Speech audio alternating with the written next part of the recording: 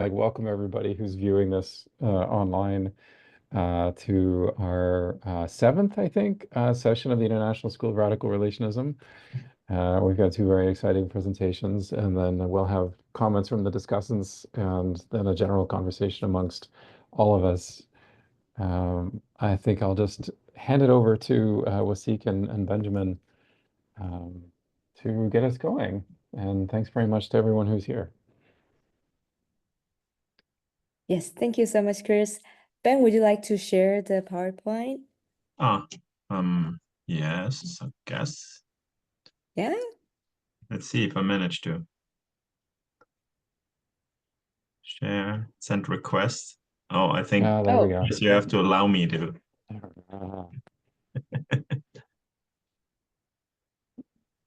Okay, how about this? Yes, something is happening. Yes. Now. Okay.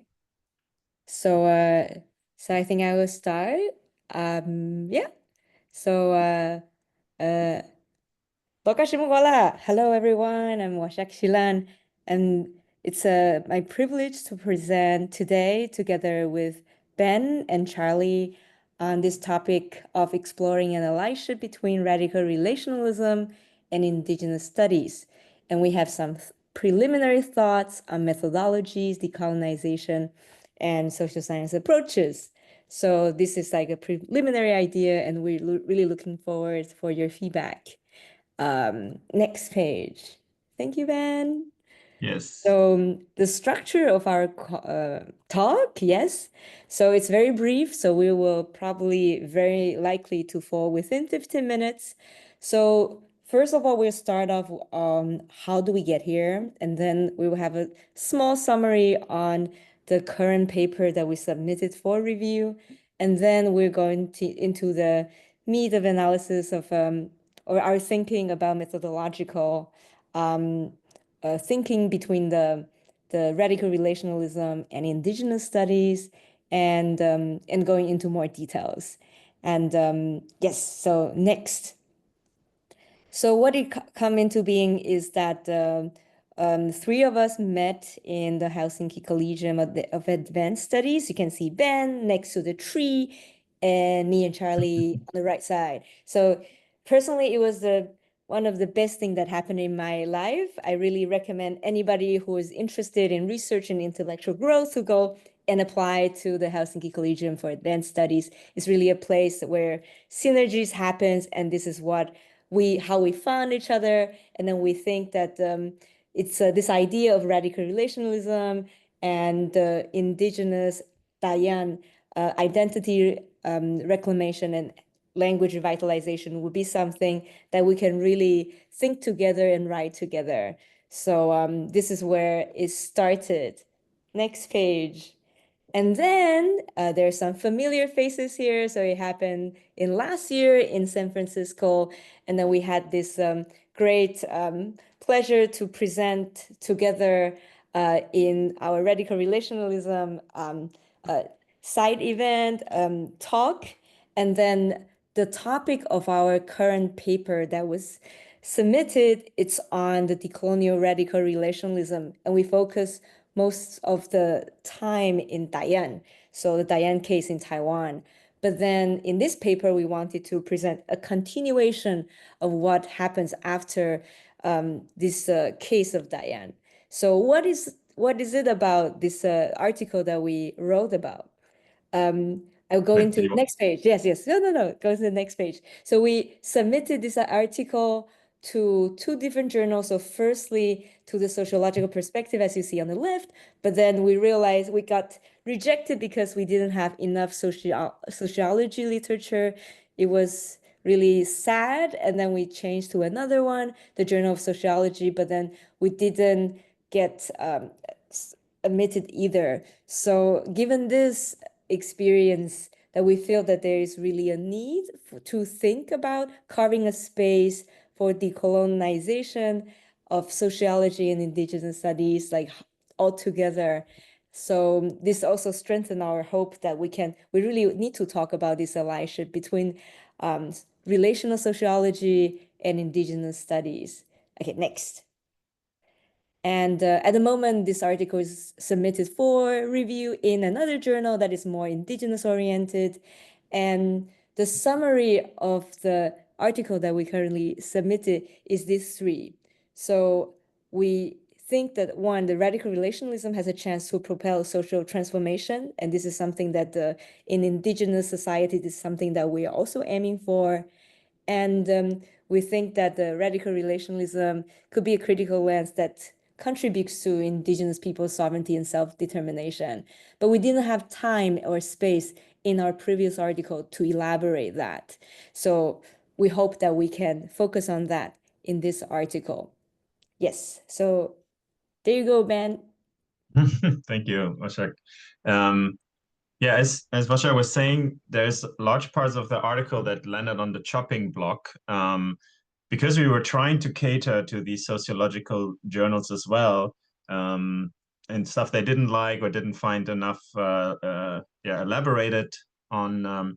I also wanted to add the two journals that we picked were explicitly interested in indigenous people of Southeast Asia and the Pacific region, and we thought it's a perfect fit. But both of them didn't like what we were writing because it wasn't sociology enough.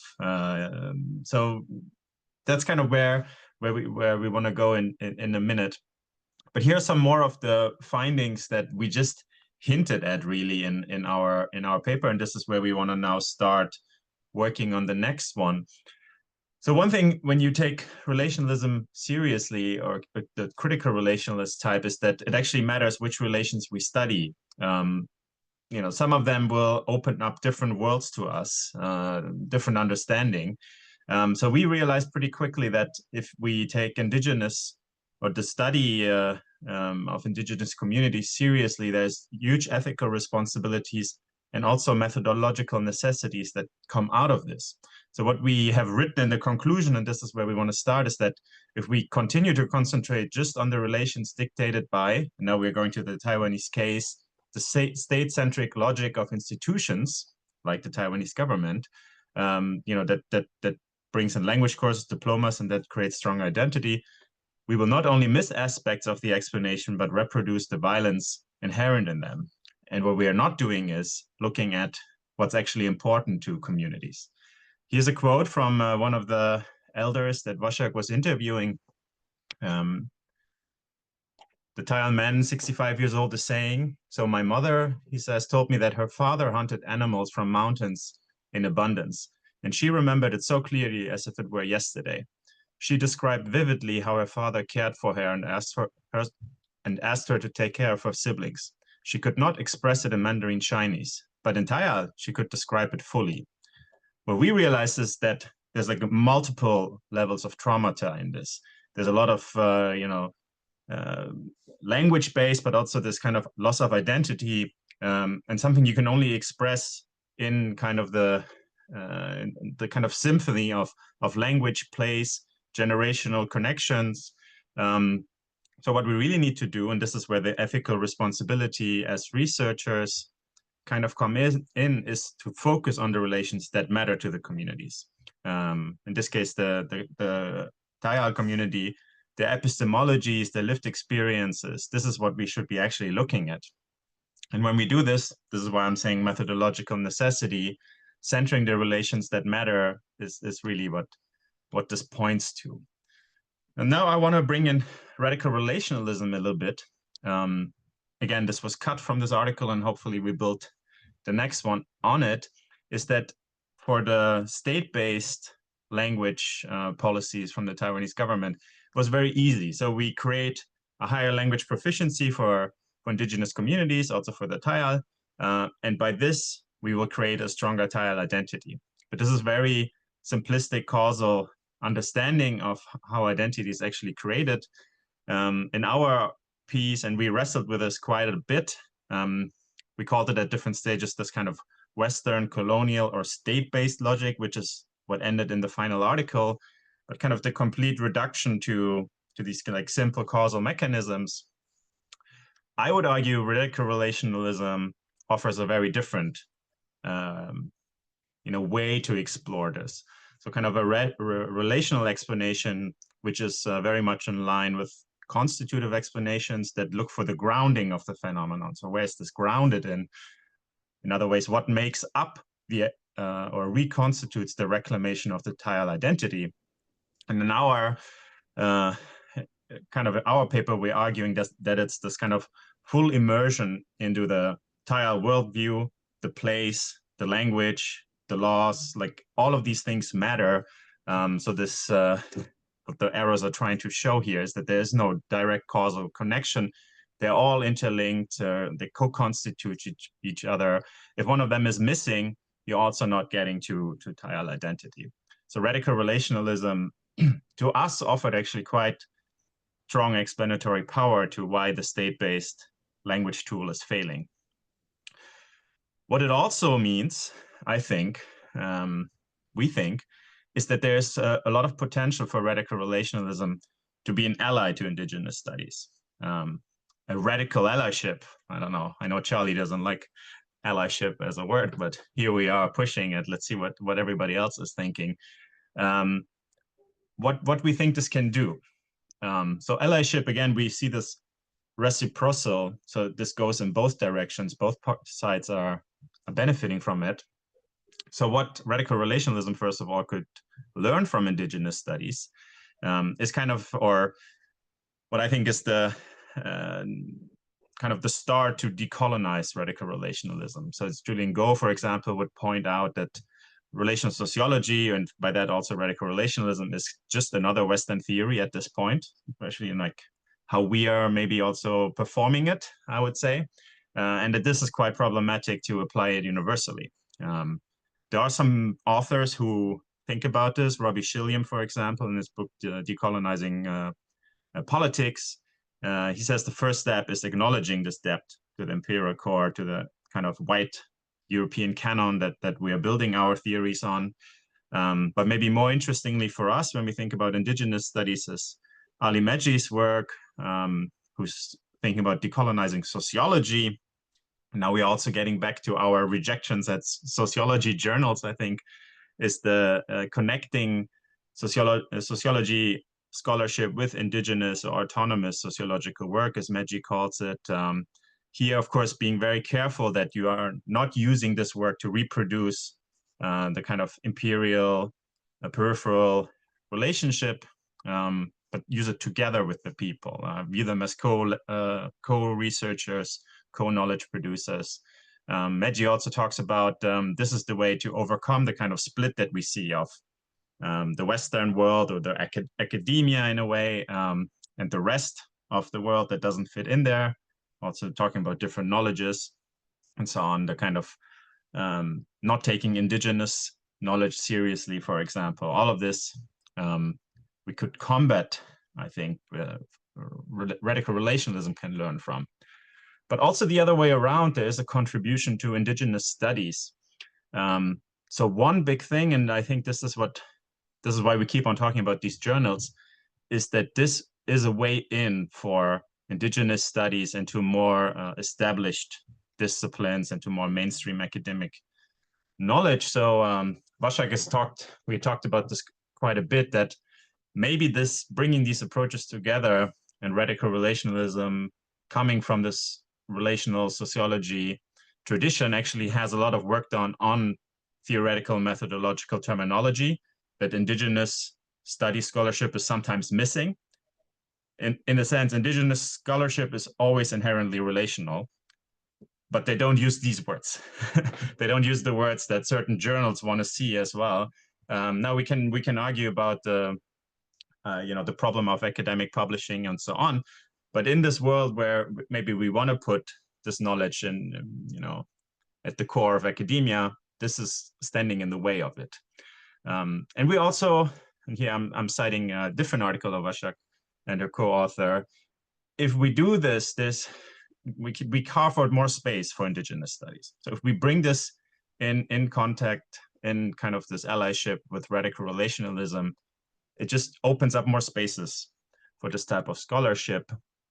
And then maybe a last, like a note of caution, is that all of this needs to be approached with a huge amount of humility and care.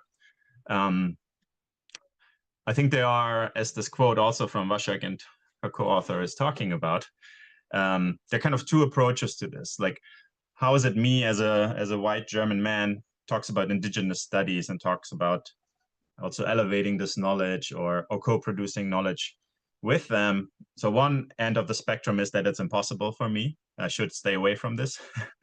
This is something indigenous scholars are doing themselves, if even.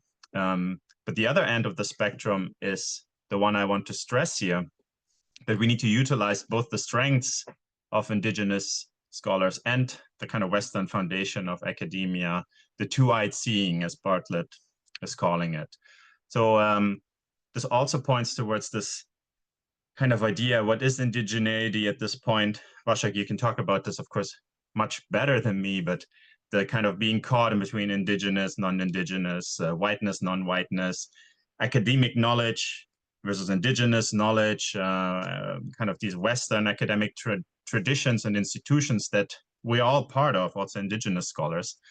So is it actually even possible to create this pure indigenous knowledge, or is it always in this interface of like kind of the imperial core, academic core, the West, with the kind of the marginalized indigenous people? So coming from this perspective, this is maybe the correct way, or like the only way we have at this point to decolonize as well in this interface between indigenous and non-indigenous relations. Yes.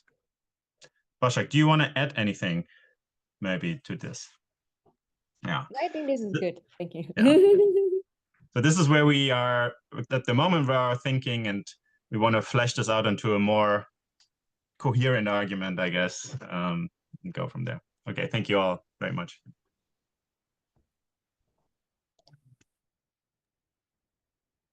Thank you. That's really interesting. Lots of questions in my mind that I'll have to save. So now I'll just turn it over to Kevin. Take it away. Okay, I will share my screen.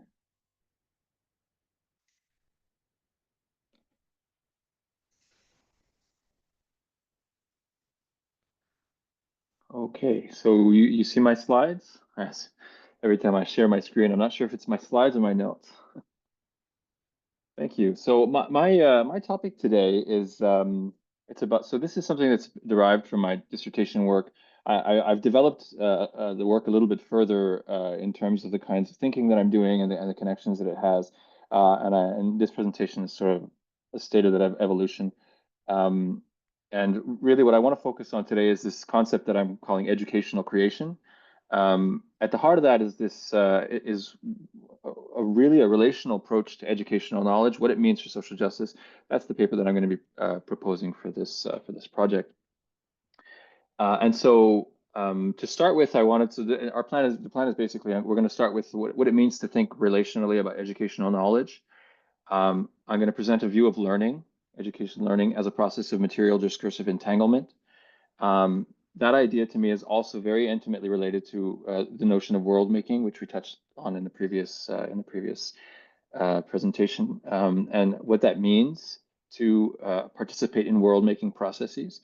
And finally, I just wanted to end all of that sort of presentation of theory with a reflection on what does it mean for social justice and why does it matter, in particular in the context of education and social justice education.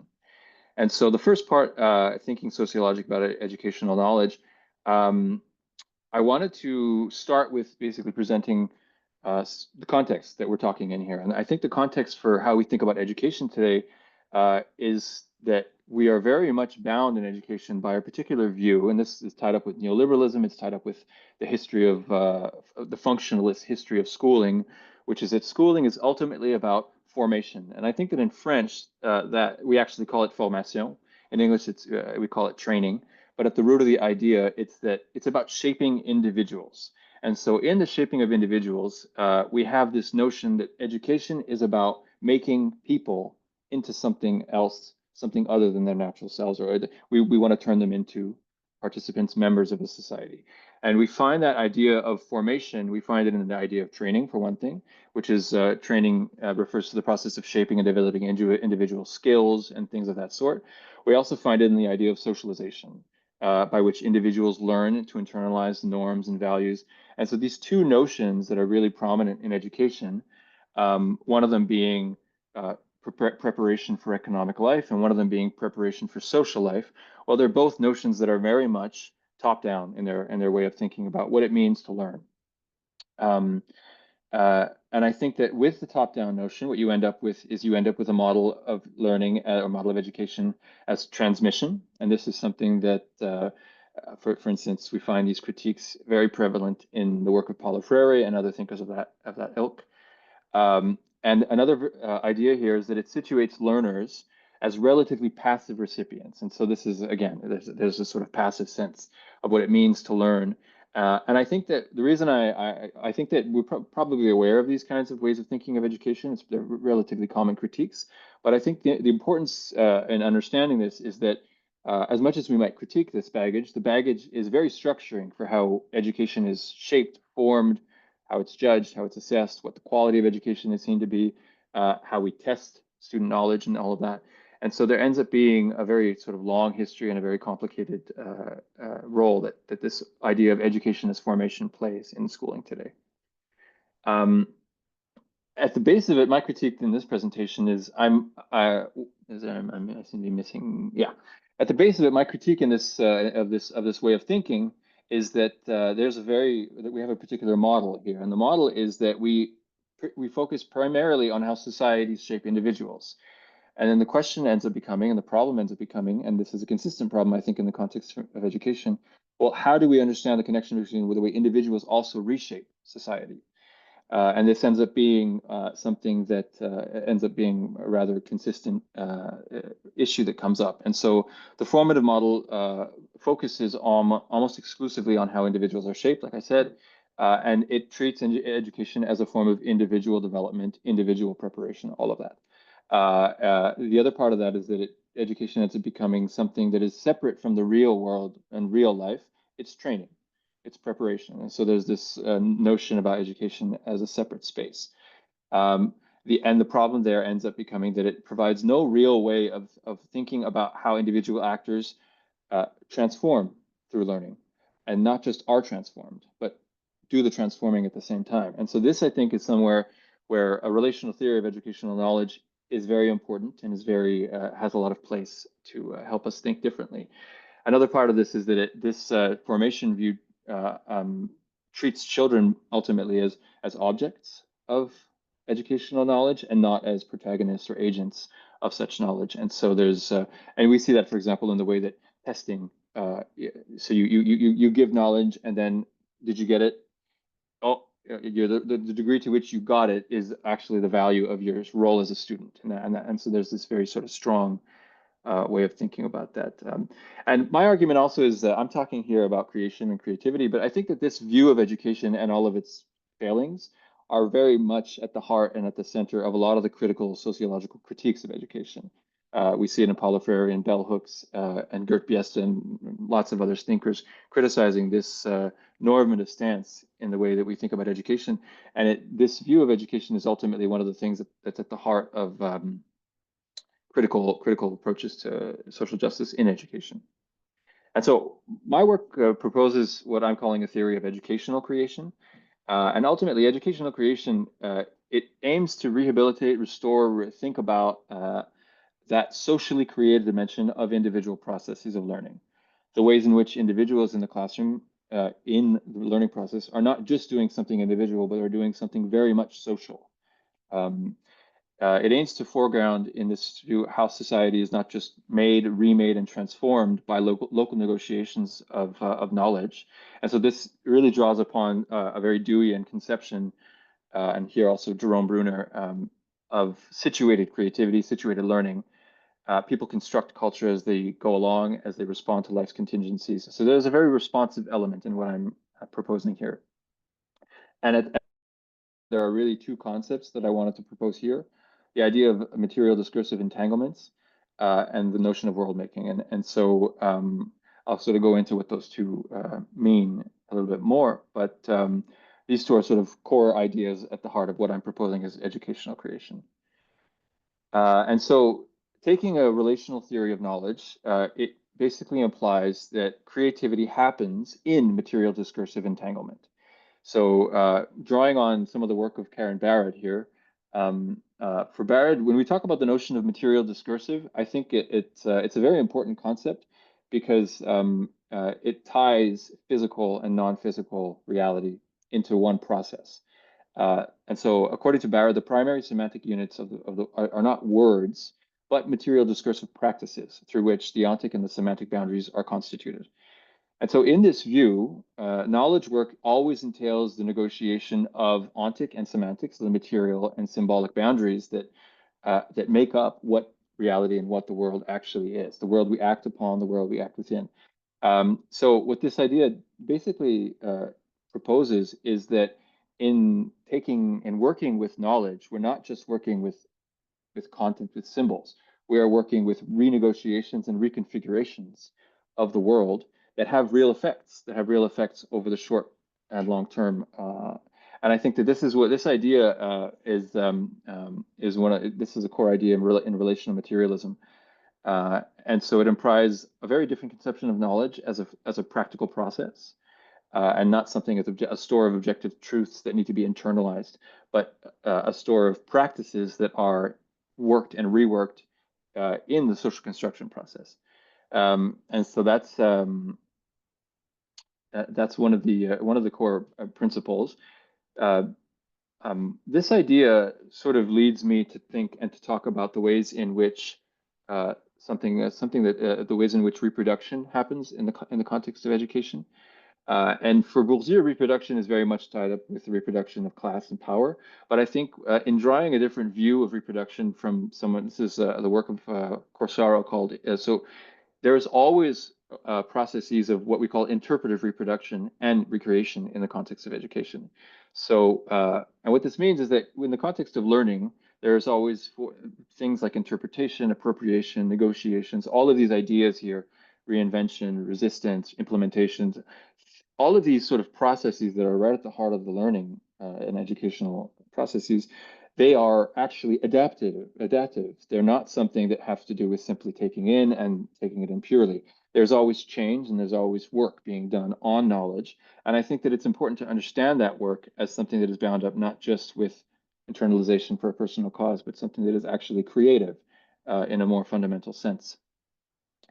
And I think that when we talk about social construction and world making type of practices, these are actually the engines of that work. The sort of back and forth that has to take place in the classroom. There's a tendency, I think, to not see the creative dimension of that for what it is.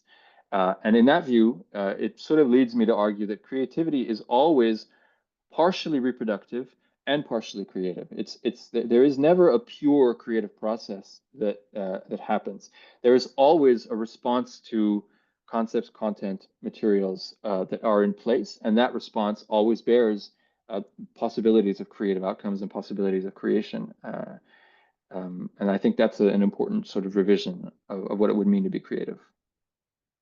Finally, I wanted to sort of tie this into world making, because I think that this is one of the core, when we're talking about creativity from this sort of socially constructive point of view, it's to understand that the work we do in education is part of world making. And so the idea here that Nelson Goodman proposes is that world making, so worlds are as much made as they are found. Knowing is as much remaking as it is reporting. And so this idea of reporting and remaking, there's always choices. And so this, Nelson Goodman was a philosopher of science, and he was talking about world making in the context of the philosophy of science. And that's why, for example, he talks about perceiving motion often consists in producing it. And so there's a very sort of, the question of how we make the world, how we understand the world, there's always an important part to play for the creative dimension of that. And for my work, I wanted to tie this into the idea that in this way of thinking, learning can never really be purely a subjective process. It's always creative because it is always an adaptive engagement with the world that transforms both the individual and their environment. And I think that it's that dual transformation that is something that needs to be understood much more in the context of education. Because there is a lot of power in that relation, transformative relation. Finally, and then I just wanted to sort of restate in one quick shot what is creativity in this point of view. Then, so most conventional theories of creativity see it as something individual usually, and often an ability of a type to produce novelty in the world. And so we call creativity. And so this is very much a substantialist view. It's a thing that some people might have, some people might not have. And so we end up in this sort of trap where this person is very creative. The argument that I'm proposing here is that creativity is more fundamentally essential to all adaptive and responsive entanglements. And there is a cooperative production of ever-changing worlds, ever-changing reality. And so creativity in this view is always an inescapable part of situated relational activity. And it is that which actually creates and recreates the worlds that we actually inhabit. And so it's always present and always happening. And in this view, one of the consequences is that it really forces us to rethink what role young people play in creative process and in social creation and in social reconstruction, world-making practices. And so I wanted to end then on just a final reflection of what this all means for social justice, and what it can help us, how it can help us rethink some of the social justice contexts of schooling. So in the context of social justice, the notion of social transformation has always been present. It's an important concept. The way that we think of production in the Marxist sense, and all of these, it's a very important idea in critical theory. But we don't normally talk about creativity in that context, because I think that creativity has been more formalized in psychology.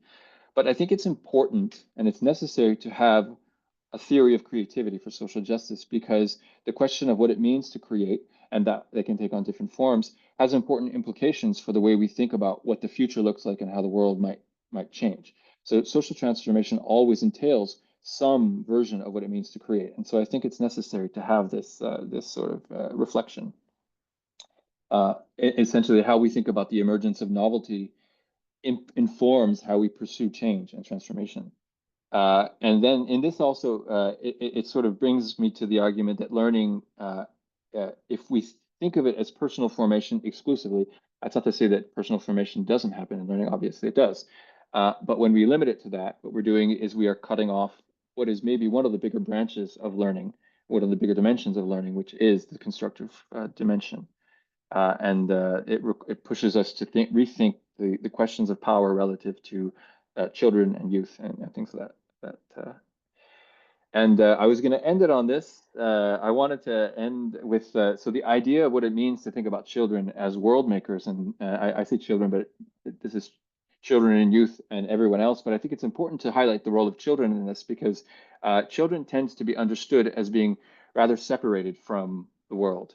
And so I think that's because the status of childhood today is very much defined by what Bourdieu calls the scholastic situation. And I think it's important to understand the way that childhood and schooling are intimately conjoined, and what that means for the way we understand childhood.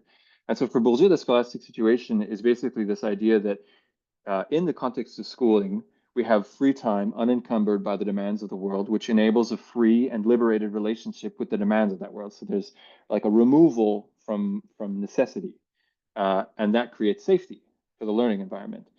That scholastic break with the world, it's both liberating, but the problem is that it is also a mutilation of actual lived experience. It is taking kids out of the world and then treating them as though learning is this theoretical exercise that is not necessarily bound up with what the world's in its stakes. And I think that there is a mistake in that scholastic model of learning. However, it is the model, I think, that characterizes the way we think not just of schooling, but of childhood in general. So in the study in childhood studies, we end up often viewing children as unfinished or incomplete. They're not yet ready for participation in the real world. And I think that that idea of childhood bears its marks for instance, in questions of motivation and studies around where children are invited to be motivated in sort of these false environments where they don't really see what they're doing as being bound up with real world stakes. And I think this is one of these consequences of the scholastic reality. And so finally, I think that the idea of educational creation is in a sense, it aims at restoring this view of childhood as something that is actually participating in the stakes of what the world will become, not something as separate or as bound up with just your own personal school success and all of that. So that's where I ended the presentation. I went just a bit over, I'm sorry, but that's the presentation that I wanted to present and you. Fantastic, thank you. Really appreciate it. Thank you. Yeah, looking forward to digging in. But I need to hand it over to Zoltan, who's going to comment on Wasiq's presentation. Okay, thank you very much. So much to cover. In fact, I'm gonna try to respond to both presentations because there's word making, situated creativity, immersive learning, stuff like that. Also very much present in Wasiq, Ben's, and Charlie's presentations. So let me bring up this quote from Megji. Pronunciation is correct? Megji, okay. It goes like this: overcome the splitting of the world into the West and the rest. And let me give you an illustration by, where can I share my screen? I always forget. Screen sharing is which part of the menu? Green button there in the middle. Right in the Green, middle. okay. Just, yeah. So now can you see my screen? Yeah, so it's a yes. Okay, so let me give you an illustration how my people, my nation, Hungarians, are isolated from the linguistic point of view. Here you have a tree-like rendition of the Indo-European language family, which I guess most of you guys are kind of familiar with. But here we have the Uralic language group, the three main branches of which are Samitic, Finnic, and Ugric, and Hungarian belongs in the Ugric branch. And the Uralic language group has no relationship whatsoever to Indo-European languages. And I bring this up because this sense of isolation of my nation, of my people, Hungarians, owes a lot to the fact that we are isolated linguistically in the heart of Europe. 97% of Europeans speak a language of an Indo-European language, mostly from these groups, the Slavic, the Romance, or the Germanic languages. And in connection with this sense of isolation, we have cultural, what's often referred to as a cultural cringe. And not this one, the, where is the, sorry, I'm looking for the, how can I,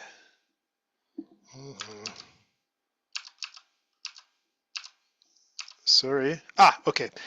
This cultural cringe, the idea that important things only happen in the imperial center. Cultural cringe is not unknown to countries like Australia, even Canada, which used to have a strong imperial center. So the cultural cringe in this part of Europe, Eastern Europe, is like, essentially goes like this.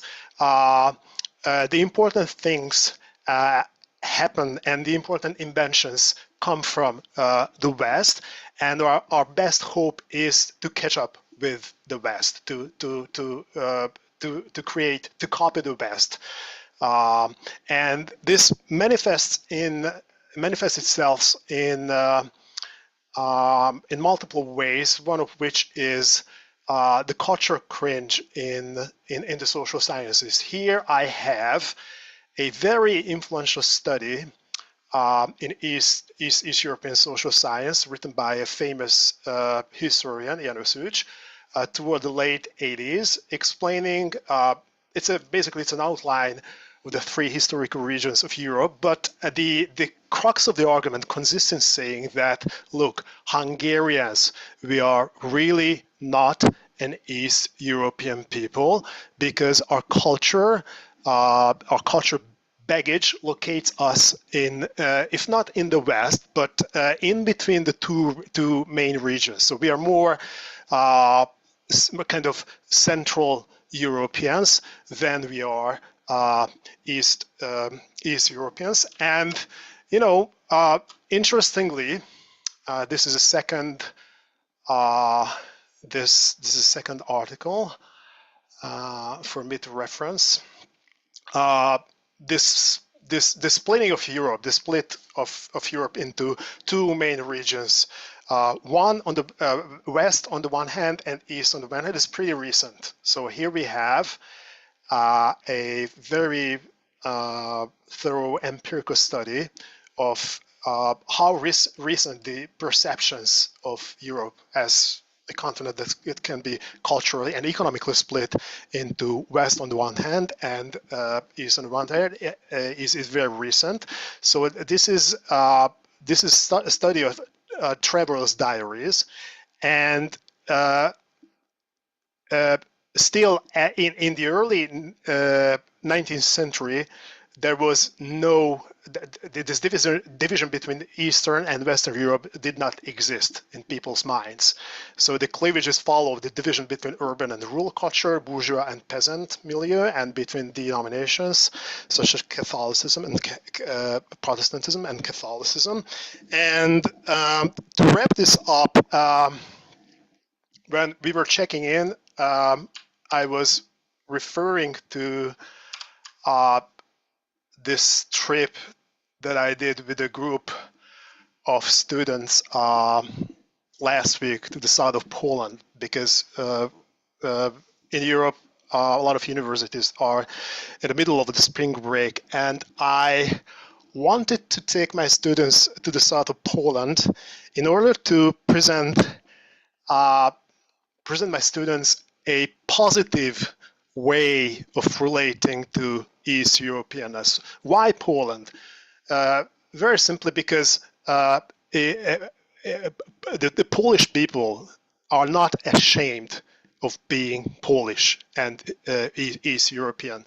And the reasons of this positive attitude to East Europeanness are multiple, but I would highlight one that I think is the most significant, is that they put an end to the Soviet-style dictatorial system by organizing themselves, by creating an alternative,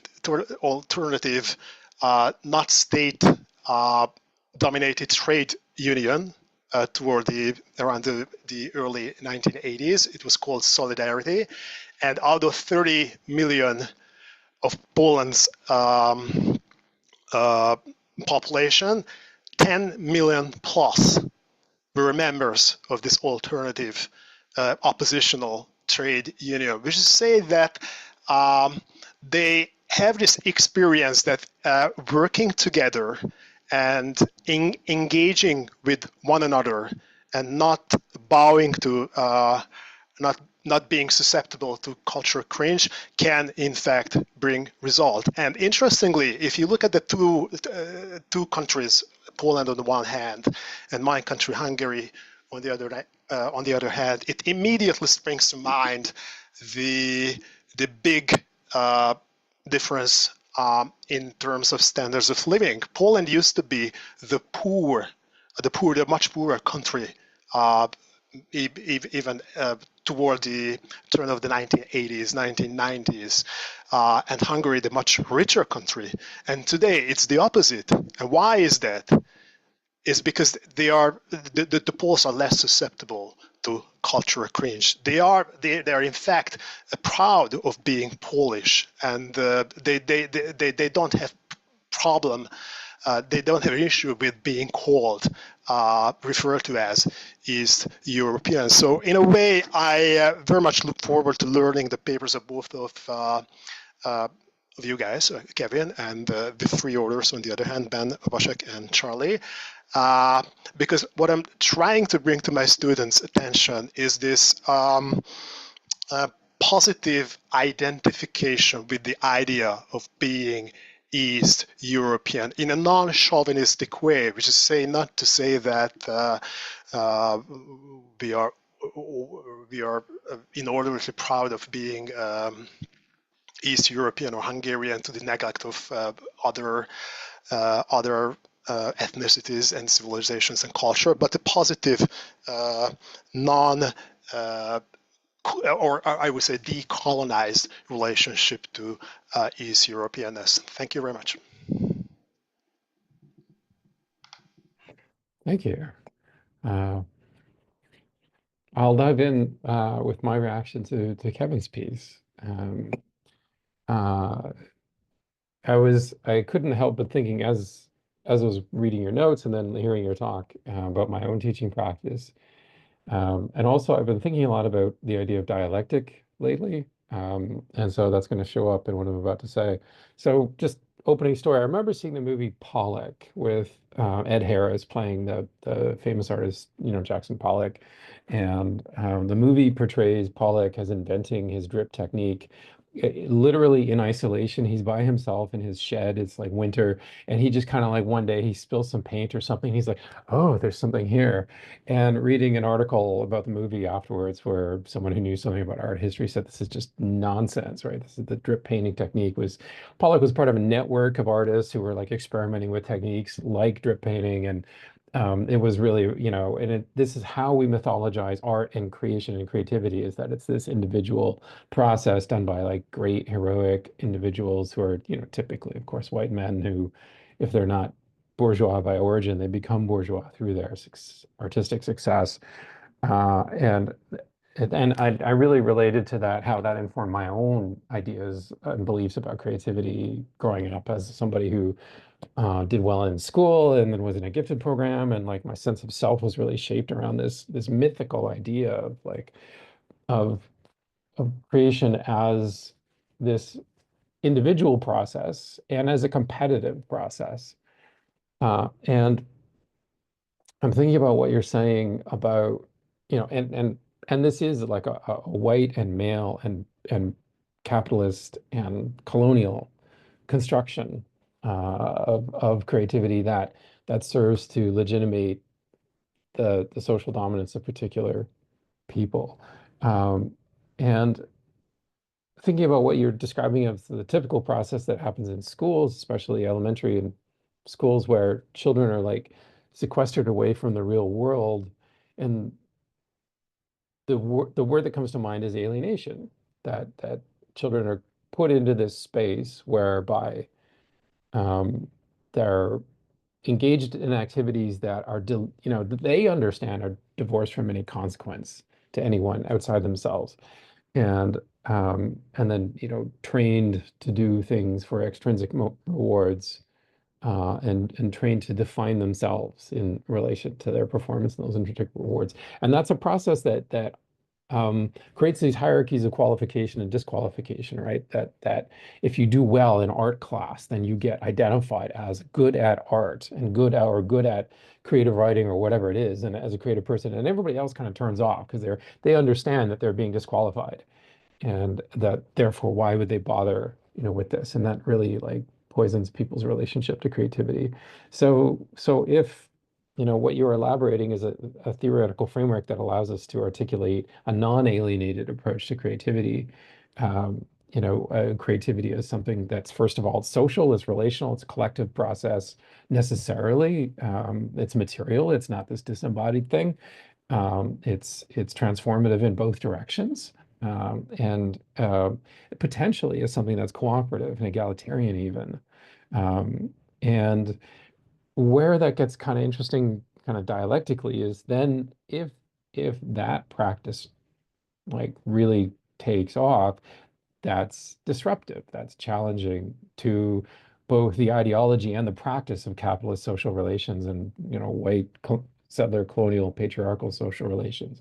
That if schools are, you know, supposed to produce good workers, you know, a relational approach to creativity pursued radically enough becomes a vehicle for producing people who won't be good workers and who won't be good managers, who will be disruptive.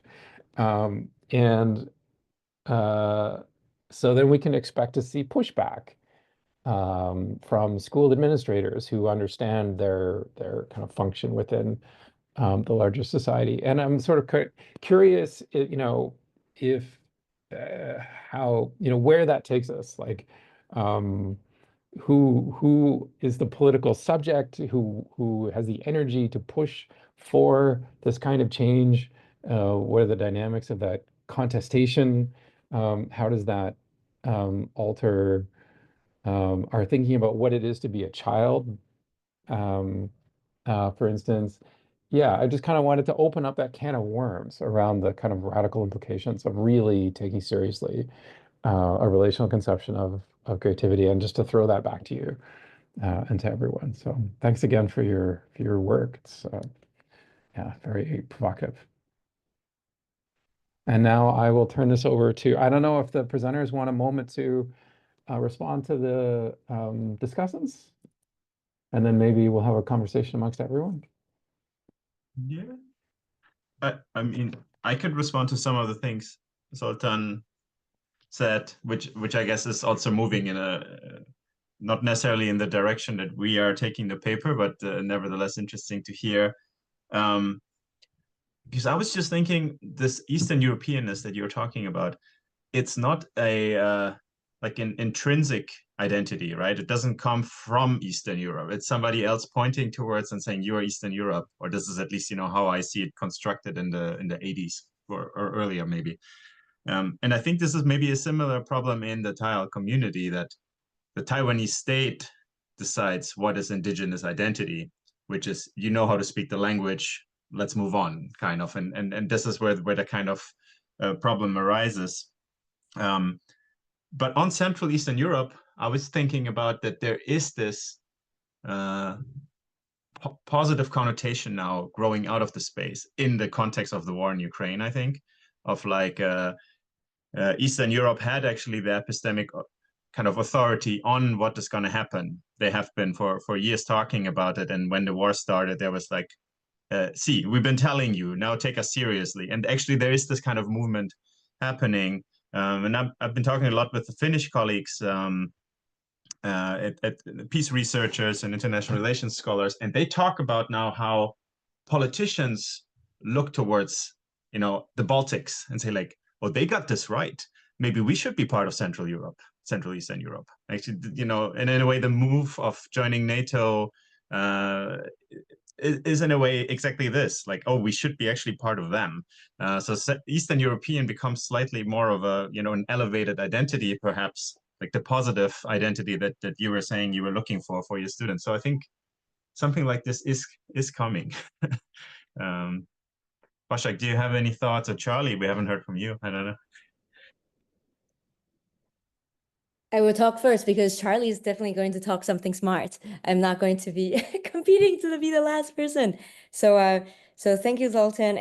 And I've been actually thinking along the line of what Ben just said, and also I want to frame it in a way to also link it to Kevin's presentation, because I'm thinking that when we're talking about certain identity, it is not homogeneous, and it's sometimes very much on the face of somebody who want to name us as such, and there is a lot of this power imbalance and the historical background that is making this today how we see it. And I want to make an example of what I just heard from the Kevin's presentation on educational creativity. So the first thing that came to me is about what about Indigenous education and land-based pedagogy? Because it's not just about, oh, learning is we need to give the rights back to children. And because I feel that in Finland or in Estonia, it has been done for many years. But then I feel that it is also a concept that is grown in certain contexts and history. And from my experience, my research, and also the discussion with my PhD student and doctoral researchers, we've been discussing that it is not that we don't know that the Indigenous education is relational, but it is the fact that it has been always like very violently disrupted by the educational bureaucracy that has been passed on from many, many years ago of how they think that education should be. And in Taiwan, in the case of Taiwan, is the dominant Han Chinese urban-centric idea about how education should be. And it's very inherently substantive, and somebody might call it colonial. So just make an example of how Indigenous people understand. So for example, so just change it from the Taiwan community to the Banza Amis community, which is the biggest Indigenous community in Taiwan. So oftentimes we translate the idea of culture into Serangawan. So Serangawan is often translated as culture, 文化 in Chinese, but then it's not 文化, but it's more located in the idea. So Sera is like earth or ground, and Ngawan is like this positive emotion about relational accountability where you feel you appreciate something. When you're happy and you feel blessed for things that's around you. So it's like appreciating about the land, and that makes the culture. But then you don't understand it from the thinking or saying culture or 文化.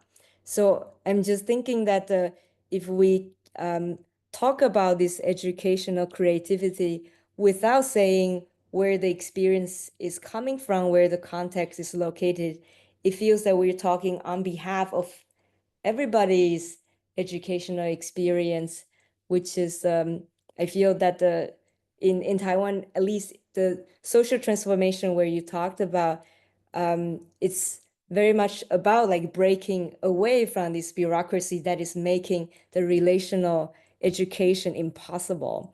So yeah, just a question to Kevin. So what do you think that this creativity that you talked about could be used or refer to the process of the educational bureaucratic system that stops Indigenous pedagogy from happening? Can we use this creativity to break that?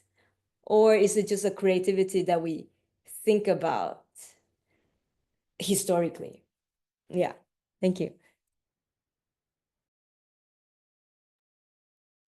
Did Charlie, did you want to also say something about or should I jump in now? Why don't you go ahead? Yeah. Sure. So thank you for your comments and your questions. I think that actually, Chris and Wasiq, your comments touch on something right at the heart of this. I obviously in the work that I've done, I didn't include extensive parts about it in this presentation because I think these things become unwieldy.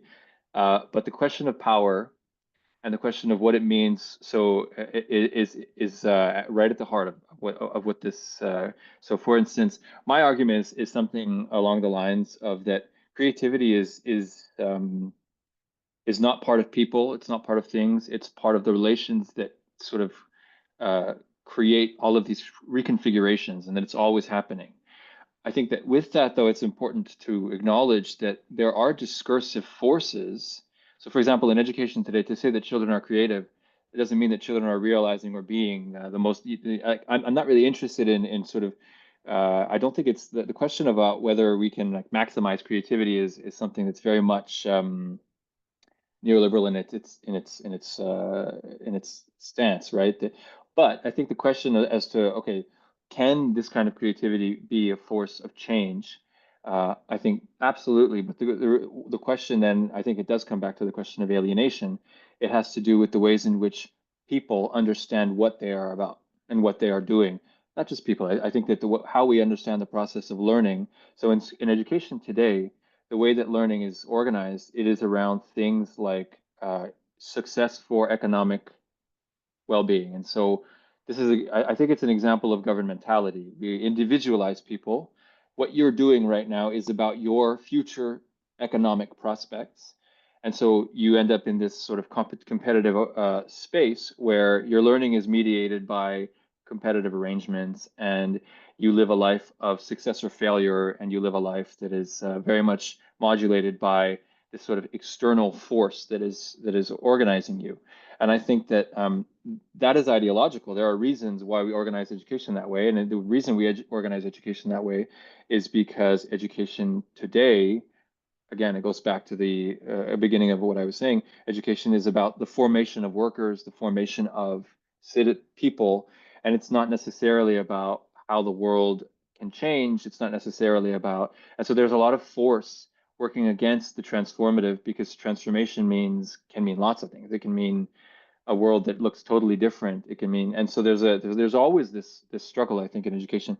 And in the example that Wasiq you're giving around identity and nationalism, and I think that it's one of the reasons why so often education is very much about, it is about formation, because the education system is the tool for creating a population that looks like how you want them to look. And that's why colonialism uses education systems to create populations for different reasons. And there's always ideology there. So I think there's no way of escaping that ideological role of schools and institutions. But I think one way, and this is where I guess I turn towards more critical theory perspectives, is creating critical consciousness, creating reflexive awareness of this situation and this condition also creates creative possibilities. And that's why I don't think there's ever a total lack of creativity in these environments, because people are actually doing creative work. It's just that a lot of the times we don't understand that as being socially significant. We understand it as being personally significant.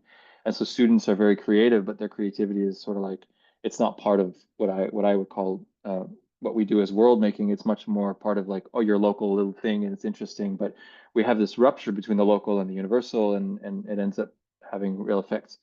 And I think that connects to the question that you asked about oppositions and resistances, Chris. I think invariably any kind of change of this nature will engender opposition and resistances, because power is implicated in all of this. And the argument that I'm making is that there is power in learning, and that power is something that has great ramifications. But we have sort of a model of learning that kind of sections off that power and says, well, your learning is for your job or something like that. And the effects of that, I think, are really vast. People feel very sort of maybe they're motivated by what they do in school. It happens a lot, but I think that there's also a reason why things like motivation studies, individualized motivation studies, is such a huge. I mean, in the Faculty of Educational Sciences, student motivation is one of the biggest areas of study. And when you think about how actually interesting the world is, that's kind of a remarkable, the fact that it's so hard to have young people motivated. And I think it's one of the consequences of the artificial construction of learning as being so sectioned off of real world. There's other questions. Yeah, I mean, I think it sort of touches on some of the, yeah, maybe the last point I think that ties the two presentations that we just, mine and the previous one, is I think that this version of creativity that I'm critiquing is absolutely a colonial version. There is a colonial dimension to the way in which we treat what creativity is, and the idea of giftedness and the creation of a hierarchy of capacity, that we want some people to feel particularly good about what they're doing and some people to feel very bad because they lack that ability. And so I think that there is very much a sort of a colonial, because at the end of the day, it has to do with hierarchies of power. And that also is ideological.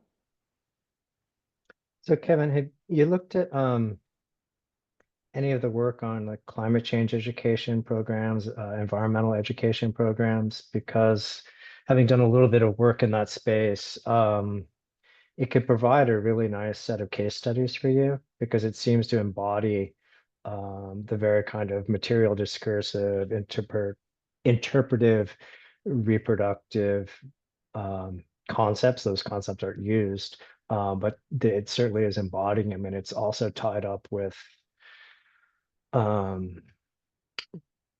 relational approaches to social justice kinds of work. So I mean, I think it could be a powerful example to point to sort of make less abstract the theoretical framework that you're using. I haven't, but I take your point. I think it would likely be very very relevant. Yeah, I think it could be a very interesting sort of because that literature is exploding. It could yeah. be interesting to dabble in it. I'll look into it. Thank you. That's a good suggestion. Thank you.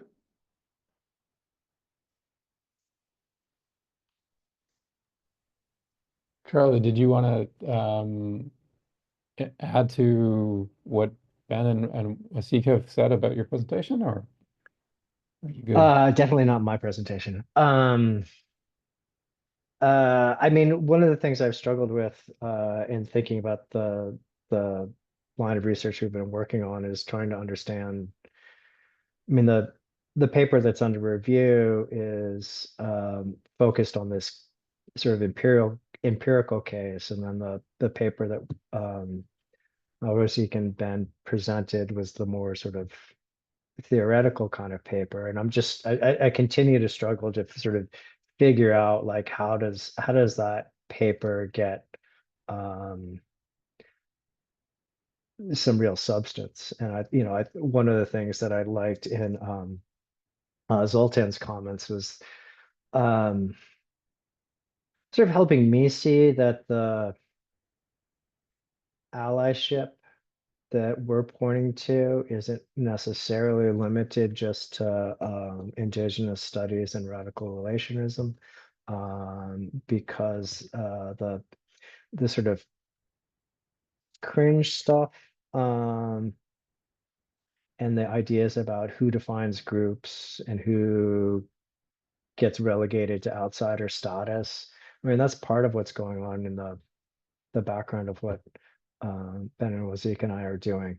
So I'm trying to think about like what sort of set of like case studies or something like that that's beyond just the Taiwan example that we've been focusing on that we could use to try and make this larger allyship argument. So that's fumblings more than a comment. Oh, but that's interesting. That's an interesting question. Yeah, I'd like to throw it open to those of us who haven't spoken yet. Does anyone have questions, comments, thoughts, interjections to add to this conversation?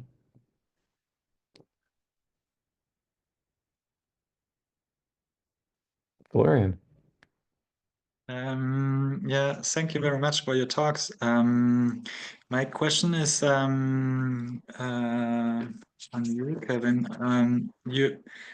You took the distinction between formation and socialization, and I was wondering if formation in German you have this distinction between Erziehung and Bildung, and I'm not sure if, because you were also quoting Biesta, and he is several times talking about Bildung, and if this formation is connected to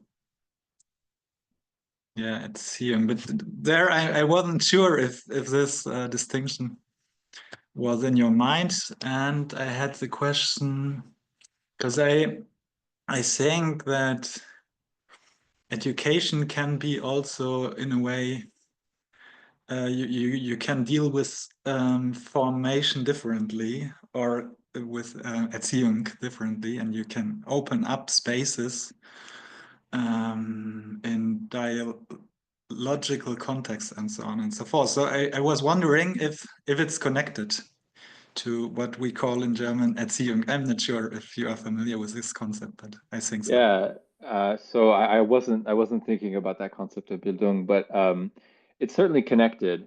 And I think that in a way, what I'm presenting is maybe the ideal type. It's sort of the extreme version of what it means. So, for instance, I think that in this sense, in education, contemporary mass education, education that sort of focuses on standardization as its method. I think that while there's always space in that education for example, the idea that the person sort of develops, and of course, there's no debating that. I think at the end of the day, standardization still leads us into this trap where we see it with students a lot, where very much so, as much as we want it to be sort of personal growth, and the stakes in education make it so that your view of self-development and all the building parts ends up being very sort of confined under success in the actual for the degree and for the grade. And so there's this sort of, I think, conflict so there is formation as sort of we make people into members of society, which obviously we need to do that. And so what I'm saying is not that there isn't value in formation, but I think that the critique is more that by overemphasizing the formative, what we underemphasize is actual creation that happens. And so there's a kind of creative relationalism that takes place throughout schooling, but we don't see that as being sort of tied into, so society remains what it is. Society is the structure, and we don't see those changes. And I think that, so in a way, my argument is just that lack of connection that we don't make between young people and the world is in part, it sort of has real consequences that are hard for students, that are hard for society. So yeah, I'm not sure if I answered it sort of well, but I see, Zoltan, you have your hand up, but I want to just give a chance to anyone else who has a burning question or issue or thought that you want to jump in with. Not burning. Oh, Peter. I do have a thought. I guess it's sort of a question. It comes in the form of a question for both papers. I don't get to spend enough time with this group, as I'd like to. And so every time I do come in, it's always sort of a rush of fresh air, if you want to put it that way. But a lot of what I take away or understand from these discussions is often that we're sort of suffering from an overlay or sort of a capture of non-relational thinking, and that this is what we sort of spend, or you spend your time sort of thinking about how to deal with that sort of problem. And so when it comes to I'm not saying there's a default human set or view of the world that's universal and it's relational, not at all, but what we sometimes call colonialism, or what I call sort of modern forms of science and so on, that create the sort of global cosmopolitan society that we live so much of our life in. It seems like we're trying to sort of get around or over that. So with the first paper, I was thinking of more in the North American context, but my question would be, what do you say to Indigenous scholars and activists who just say, but we know all that already. Like we don't need another word for relational theory. That we don't need. I mean, I don't quite take the argument that radical relationalism is inherently sort of white Western male thing, but theory. But what would you say to people that say, like, we're way past you, like we don't, this kind of never even, you've made this a problem, not us. We're already doing all these things. We're already seeing the world in all these ways that non-relational thinking can understand. And then for Kevin, I was sort of along the same lines. Does it not just become an argument sort of, or a conflict over what we take to be the ordering principle of the day, whether it's Bildung, or whether it's formation, or whether it's good citizens and so on. I mean, I think most, or my impression is, and you're the expert here, not me, but my impression is that most educators sort of know where the magic is, but they all just complain that they're forced to create citizens, or forced to create workers, or forced to create all these other things. And I can't remember someone's point about creativity, that the educators that instill creativity in people, or people that got that creative spark, it's always the sort of educator on the outside. It's always the one that sort of doesn't follow the rules and doesn't seek to sit sort of continually indoctrinate people.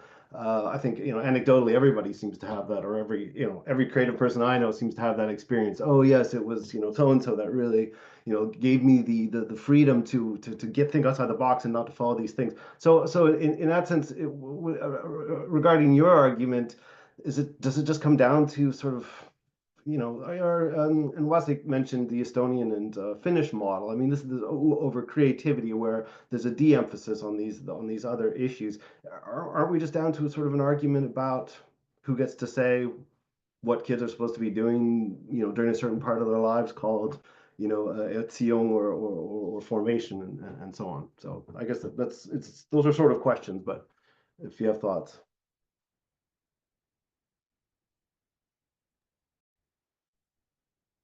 Yeah, challenging us to like articulate how this is new, how this is not reinventing the wheel. What is it we're bringing to the table that isn't already on the table? So maybe I could maybe jump in on just to one point. I think the question about what is new, that's what Chris's reformulation of that, but I think the point is that's not really I mean, in a way, the whole argument I'm proposing, that it's not about what is new. And I think that in some senses, Peter, the way that you're characterizing creativity is very much part of the stance on creativity that I'm actually critiquing, which is to say that creativity is something that it's something that, like a good teacher, it's just this thing that's sparked or not sparked. And so the idea of inside or outside the box as a metaphor it's the metaphor, the metaphor that is used to think about creativity. But that metaphor is actually a reinstatement of exactly the hierarchical: are you in or are you out? Are you awake or are you asleep? It's this dynamic of are you a participant? And this sort of discursive play with the word of creativity, it's such a deep one. And my argument is basically, and I think in a way that's fair, your critique, and my argument is to say that the model of what it means to create as being this sort of play with are you inside or outside of that process? Well, it does have real consequences. It has consequences for the ways in which we think about youth, the ways in which we think about schooling, the ways in which, and sure, I think that, for example, right now it's been 40 to 50 years of neoliberal type educational reform, and there have been a lot of progresses that come with, for example, productivity is something, but there's been also a lot of losses that come with that. So the question of, does it just change how you think about what's happening during a certain phase of people's life? Yeah, but my argument is also that change has real concrete manifestations in the way that human beings understand themselves, understand their future, understand society, and who's inside, who's outside, all of those kinds of things play into, I think, that debate. Yeah. I can also comment something, though I'm very curious, actually, Wasiq, what you are saying to the question of when Indigenous scholars already say they know all of these things. But maybe what we were thinking a little bit is, again, prompted by the reluctance of academic disciplines to listen to Indigenous studies and scholarship, and whether the packaging matters. I think this is kind of a lower level argument. It probably touches more on the kind of, do we want to break the system we have and find a new one, or like reform it? Like, because I think we keep reproducing this academia we are in, and maybe this is like, I would try to say this value free in a way, like this is what we're doing, and we're producing these works and journals and books publishing and so on, and reproducing ideas. Sometimes we take old ideas and wrap them new. Some, in a way, Peter, you're asking, why are we doing any of this? And probably rightfully so, I think. So maybe, to me, it's maybe a question of reforming versus also like destroying, and like in a positive sense. And I don't know where we land in this, but like that's a little bit what I'm thinking. But Wasiq, I'm very curious what you were thinking about this. Yeah, it's very much along the same line. I was thinking that definitely it's a very wide consensus that we need to engage with disciplines, although that it's not without problems. And then there are like traps of whether it's a worthy endeavor and then how to be strategic. But it is true that I totally see what Peter, you have pointed out, and it's also among Indigenous scholars.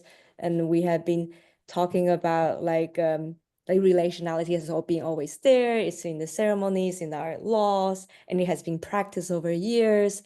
But then I'm also thinking it's important to flash out that coloniality is not a singular. It's not a singularity. What happens in the North America, in Australia, in New Zealand, is not necessarily the same. It manifests the same way in other places, such as in the Nordic or in Taiwan and in other Asia countries, Asia continents or Australasia.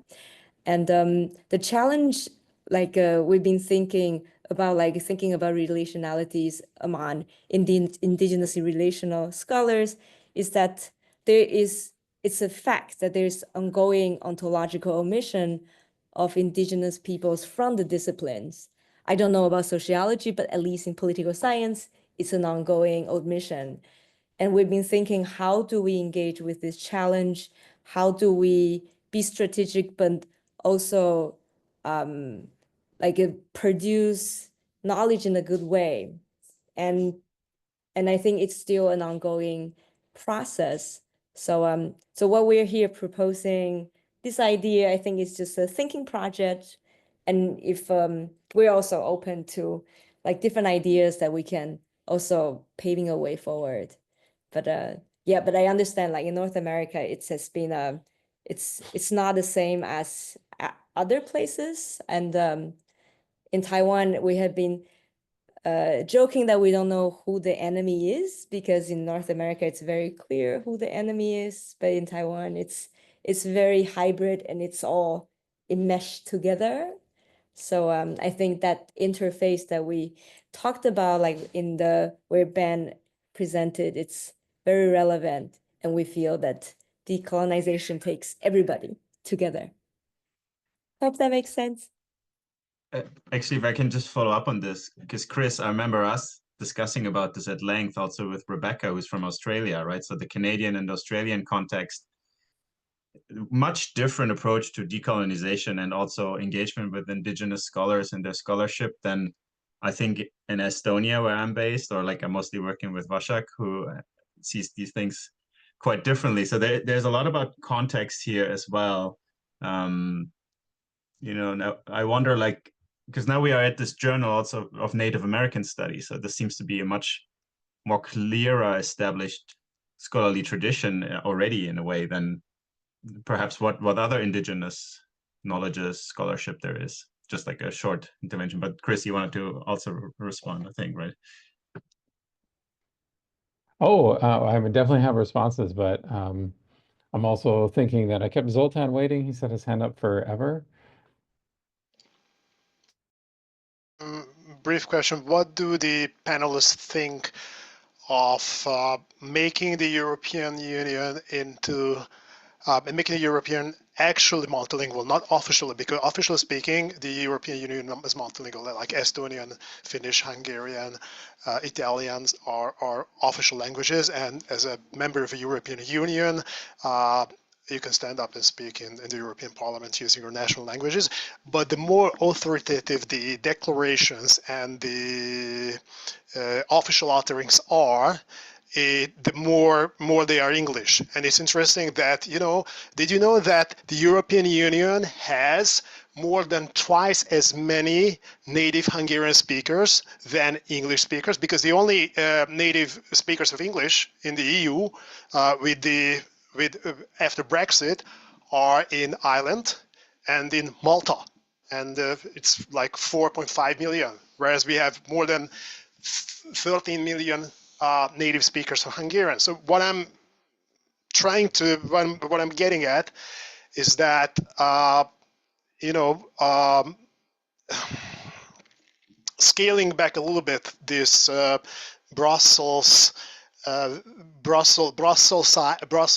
artificial version of English in favor of more natural native tongue-based speaking. Ursula von der Leyen, for example, close to 100% of her speaking time is in English, whereas her French is much better than her English.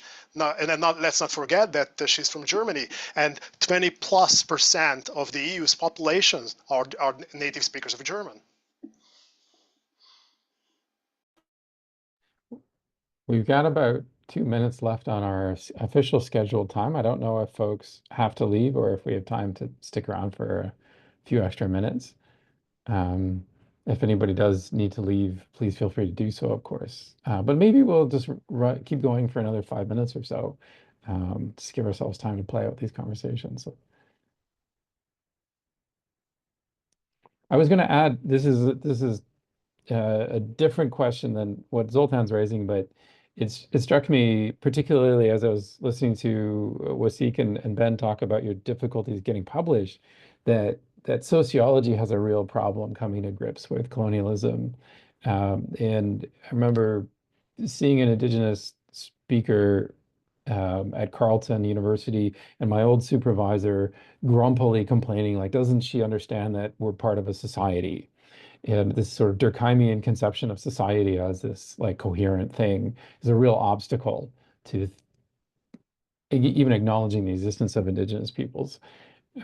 So, and more deeply, you know, if we look at the sociological canon, like Marx, Weber, Durkheim, there's like strong grounds for questioning why these authors are even relevant, let alone as relevant as they're made out to be. So that there's potentially a very deep transformation in sociology and a question of like, how is sociology relevant, you know, to decolonization, or if we're centered decolonization, how is sociology relevant at all?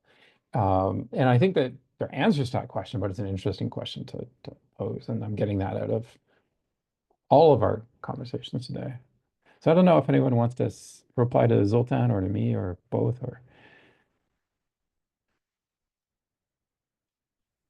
maybe just I would say in response to Zoltan's question that I think it comes down again in a sense to how we view the relationship between localities and the whole, or the institutions.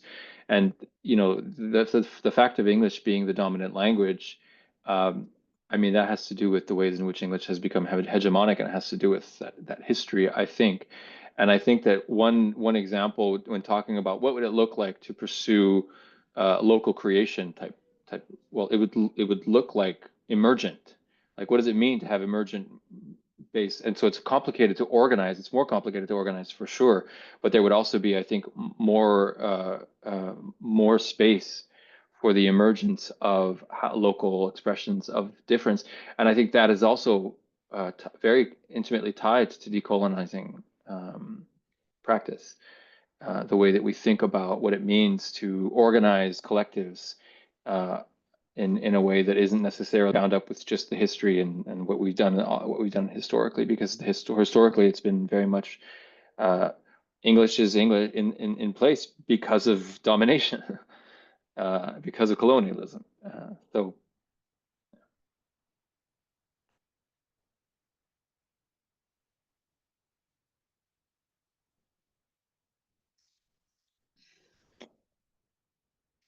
Cool. Oh, and thanks, Ben, for posting this into the chat. Do you want to just say a couple words? I might as well. Yeah, but yeah, we just published a call for this conference. So it's a critical relational approach to security, but also to the identity of Central Eastern Europe and the global South, and their solidarities and the lack thereof. So I think, you know, any relational thinker fits in there somewhere. So it's also, the security notion is very, very wide and can be, you know, in educational sense and so on. So yeah, have a look. I know it's far away for many of you, but you know, maybe this is the chance to come visit us finally.